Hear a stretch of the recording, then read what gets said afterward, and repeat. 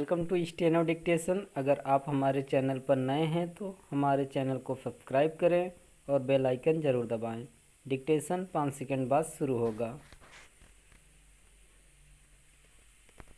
Start.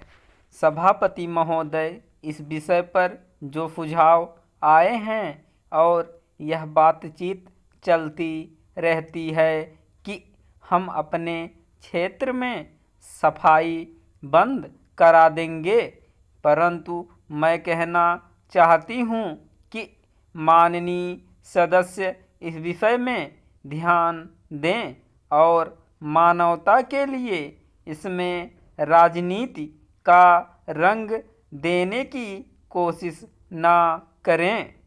मैं अनुरोध करूंगी कि सदस्यों की जो समस्याएं हैं उनको ध्यान में रखते हुए ऐसी नीति अपनाने की कोशिश करें जिससे सहयोग का वातावरण उत्पन्न हो और उसमें राजनीति ना आने पाए।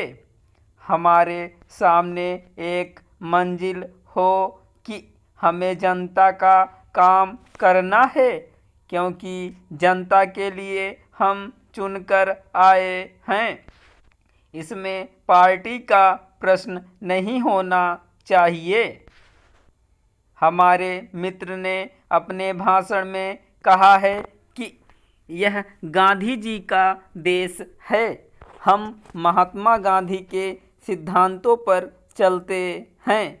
मैं कहना चाहती हूँ कि केवल आपको या हमें ही नहीं बल्कि सारे देश को और सारे सदन को यह जानना चाहिए कि गांधी जी के सिद्धांत क्या थे। गांधी जी क्या चाहते थे? गांधी जी यह चाहते थे कि इस देश में हर आदमी यह महसूस करे कि देश मेरा है और इस देश के लिए मैं हूँ। पर आज इस देश के आदमी की क्या हालत है? वह इस हालत में नहीं है कि वह अपने को इंसान कह सके। यह तो देश और समाज के बारे में सोचना नहीं हुआ। आज हम देखते हैं कि भारत के कई हिस्सों में दंगे हो रहे हैं। इन्हें किस तरीके से हल किया जाए, इसके बारे में भी राष्ट्रपति जी के भाषण में कोई जिक्र नहीं है। आप जानते हैं कि हर साल दंगे होते हैं। क्या आपने इन दंगों का मूल कारण जानने की कोशिश की है? इसके पीछे कौन हैं जो इन दंगों को बढ़ाना चाहते हैं? मैं जानना चाहती हूँ कि सरकार इसके लिए क्या कदम उठाना चाहती है ताकि हमेशा के लिए ऐसे दंगे देश में ना हों। यह देश के लिए बहुत कलंक की चीज़ है। जो दंगे करने वाले हैं, चाहे वे किसी जगह के रहने वाले हों, उनका समाज के अंदर कोई स्थान नहीं होना चाहिए। सरकार को तो इस बात की कोई चिंता नहीं है। राष्ट्रपति जी के भाषण को पढ़ने के बाद हमें ऐसा मालूम होता है कि जो आम जनता की समस्याएं हैं उनके बारे में इसमें कोई ध्यान नहीं दिया गया। हमारे देश में पंचवर्षीय योजनाएं बनी, लेकिन आज भी इस देश में हजारों की संख्या में ऐसे गांव हैं जहां लोगों को पीने का पानी नहीं मिलता है। किसान हैं जो गांवों में बसे हुए हैं और उन्हें अपनी पैदावार की ठीक कीमत नहीं मिलती। आज भी ऐसे लोग हैं जो पुराने ज़माने में अपने हाथ से काम करके अपना काम चलाते थे।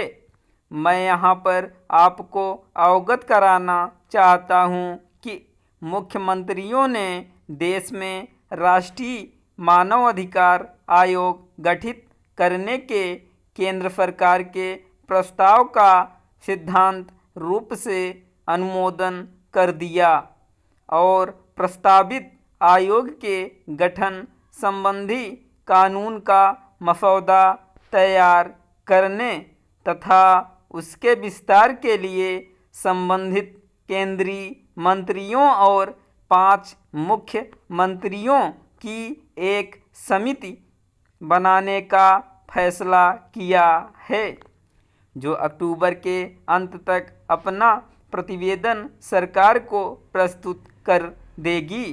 कांग्रेस ने अपने चुनाव घोषणा पत्र में यह कहा था कि सत्ता में आने के 1 वर्ष के अंदर मानव अधिकार आयोग का गठन किया जाएगा, जो कानून बनाकर मानव अधिकारों की रक्षा करेगा।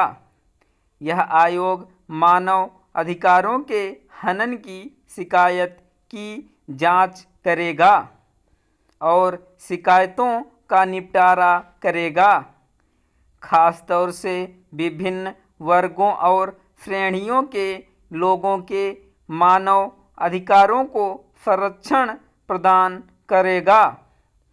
इस आयोग का स्वरूप क्या होगा और यह किस तरह काम करेगा, यह बात तो समिति की रिपोर्ट और उस पर सरकार के निर्णय के बाद ही स्पष्ट हो पाएगी। निश्चित ही यह बात सही है कि इस तरह के आयोग के गठन के लिए कानून बनाना होगा। उसी के तहत इस आयोग को किसी मामले की जांच करने या उसका निपटारा करने का अधिकार प्राप्त हो सकता है। मानव अधिकारों का आज जो हनन हो रहा है वह 2 प्रकार से हो रहा है। एक तरफ सरकारी मशीनरी के खिलाफ शिकायतें आती हैं और दूसरी तरफ कुछ वर्ग विशेष दूसरे वर्गों पर अपने स्वार्थों के लिए अत्याचार करते हैं। प्रस्तावित आयोग जब इन दोनों पक्षों पर कार्रवाई करेगा तभी इसकी सार्थकता सिद्ध होगी। शायद यही अच्छा कदम उचित प्रतीत होता है। अंत में मैं आप सभी माननीय सदस्यों का आभार व्यक्त करना चाहता हूँ कि आपने मेरे विचारों को ध्यानपूर्वक सुना है, समझा है और उन पर अपनी सहमति भी प्रकट की है।